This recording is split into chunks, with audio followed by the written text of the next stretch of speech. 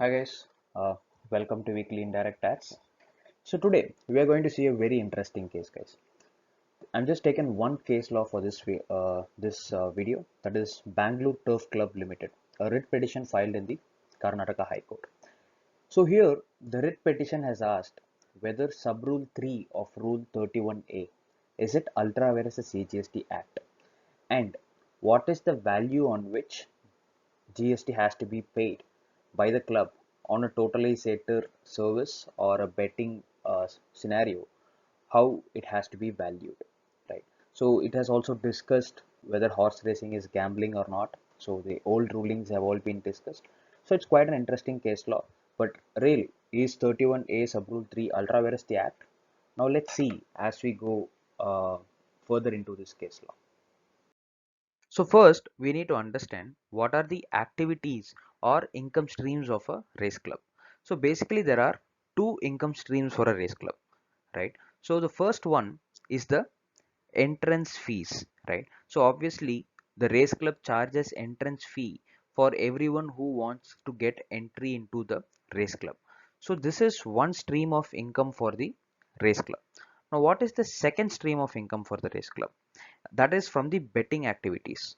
Now, the bets are made by parties called punters or bettors, right? So those are the people who bet on the horses that are running in a race.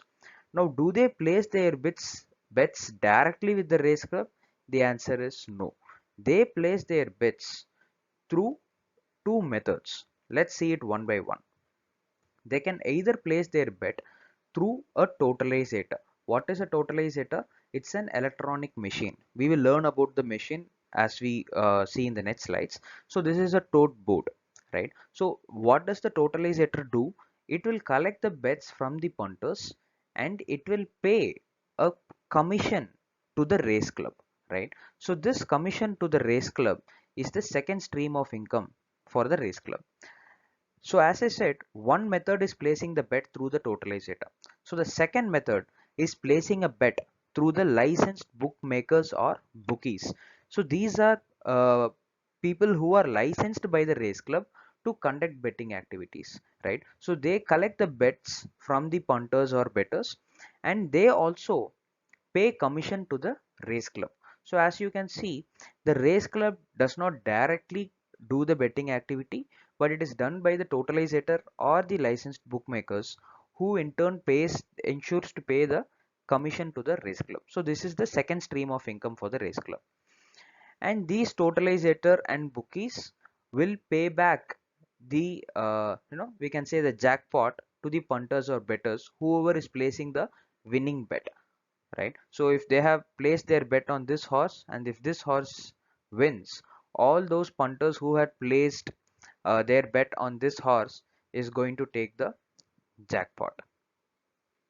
So there might also be other streams of income for a race club, but obviously we are not going to discuss those, considering it's not relevant for the case law, right?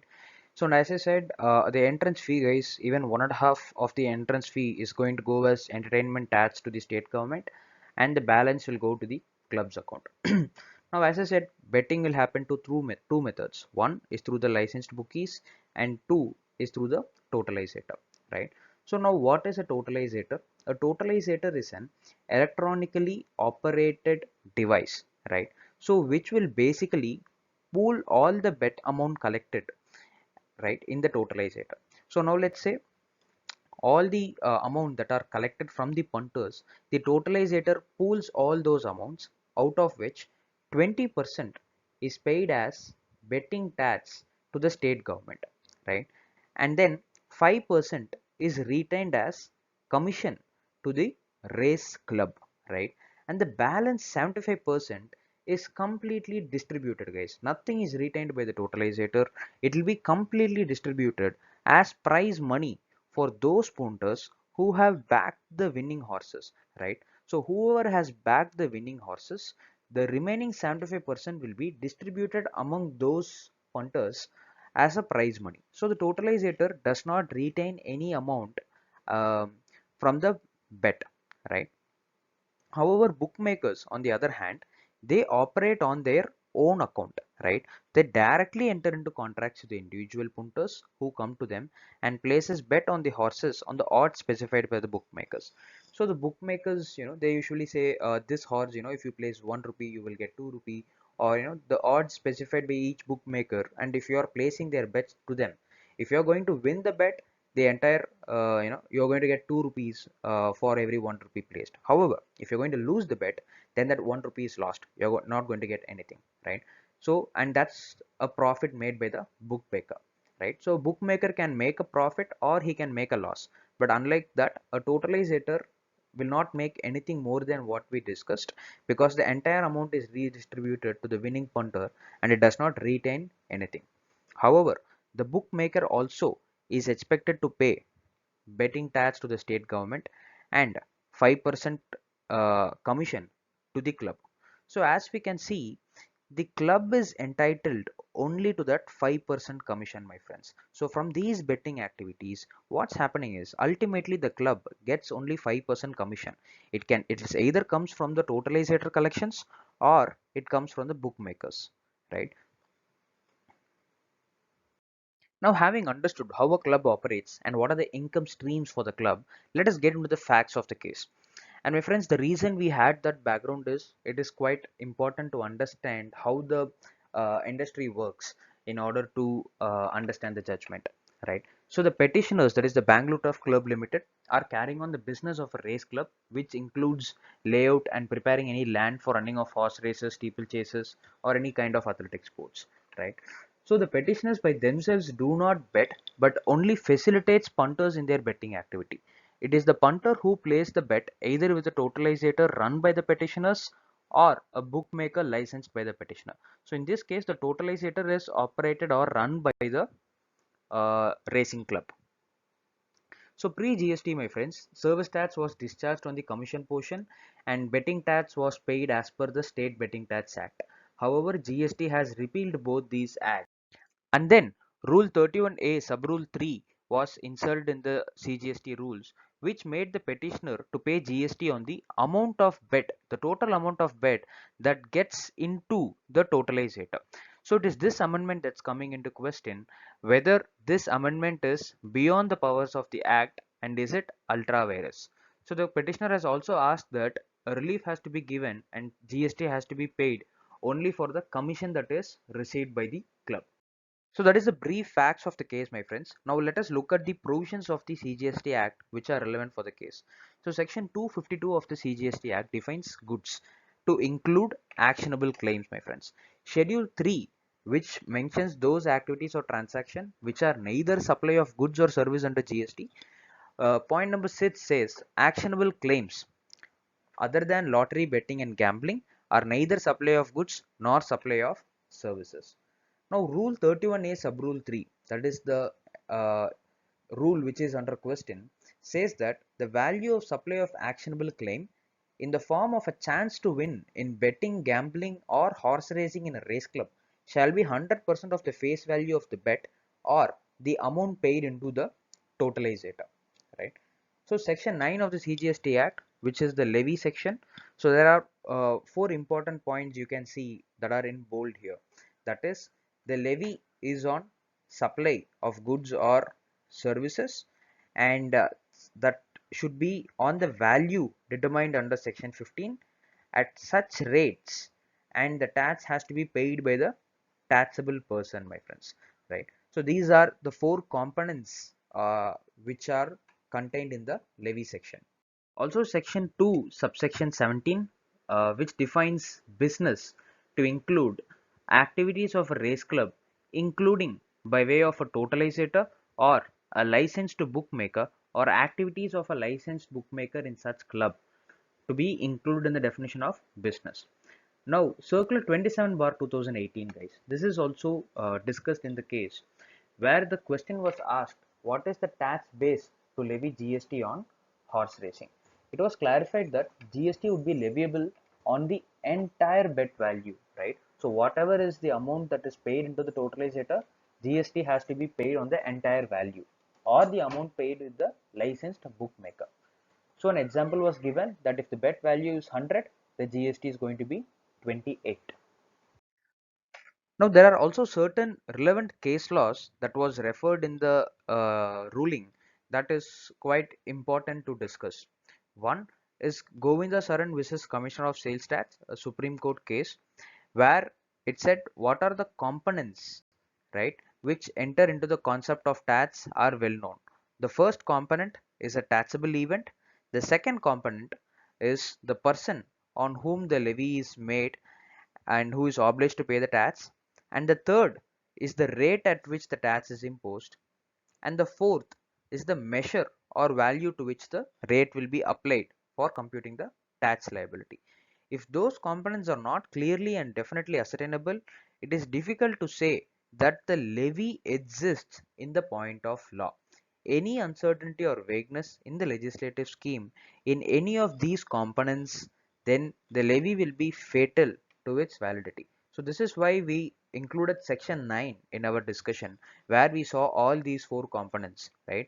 That is the taxable event being supply, and the person who is going to pay tax is the taxable person, the rate not exceeding 20%, and the value as per section 15. So these are the four important components for any levy section.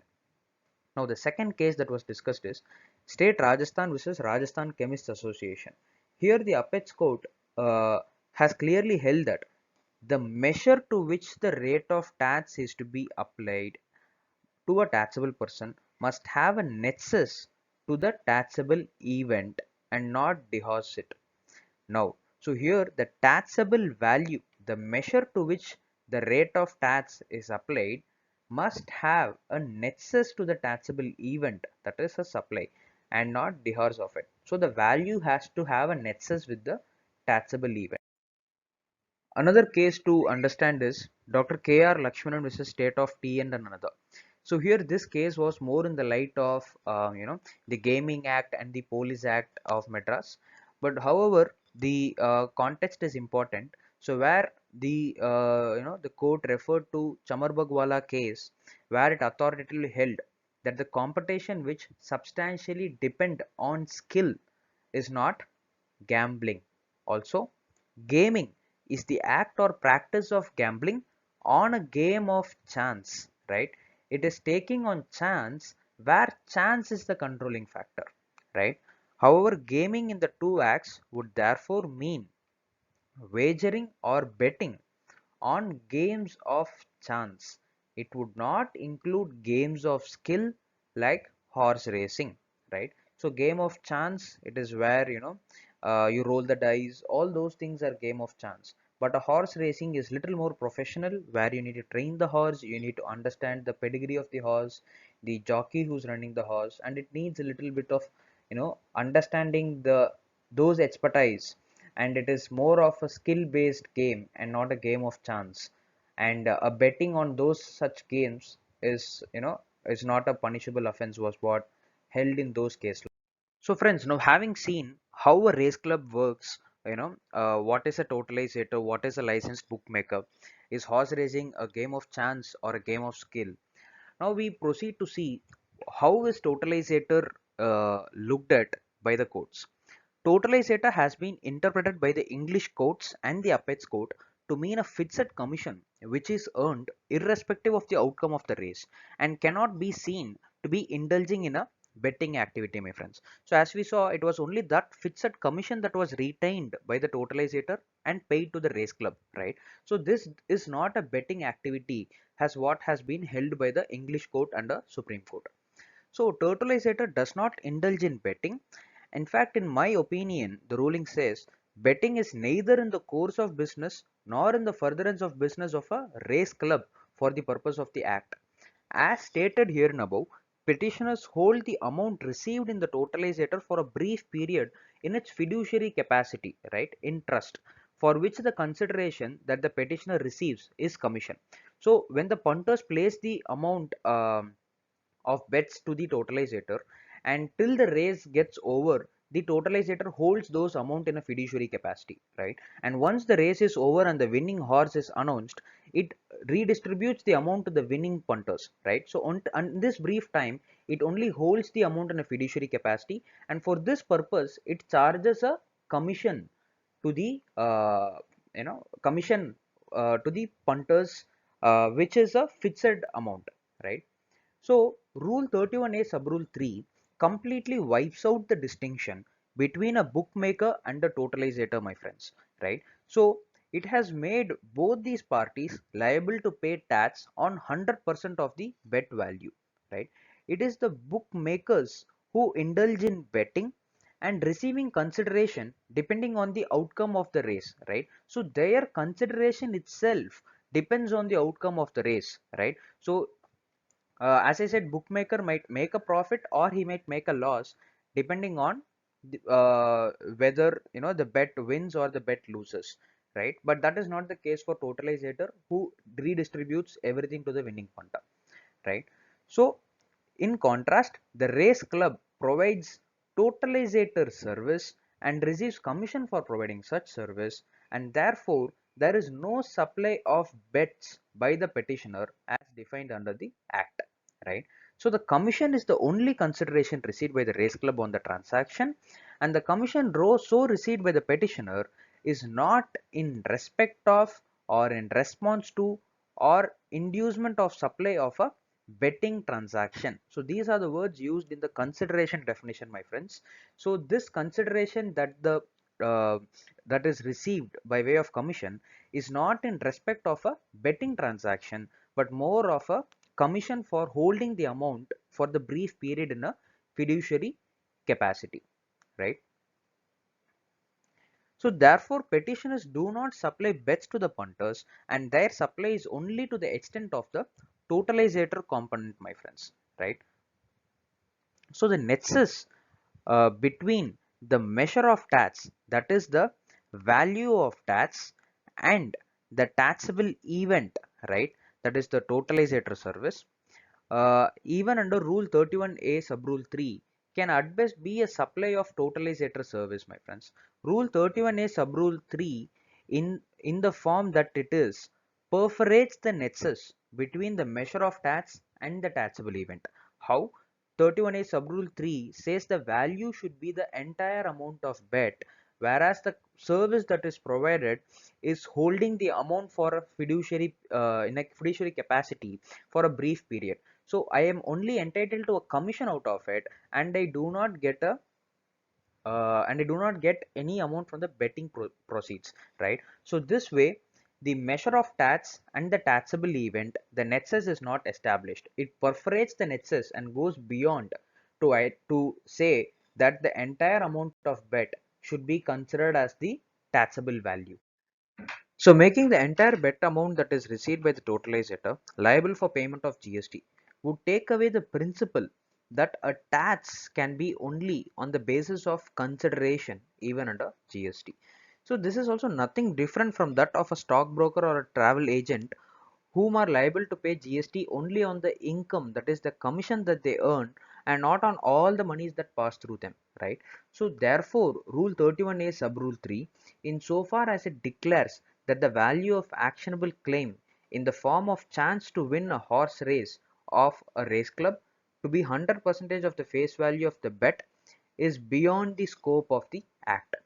This is also inter alia in the light of the fact that the activities of the petitioner being a game of skill and not of a game of chance, as is held by the apex court in the case of K.R. Lakshmanan.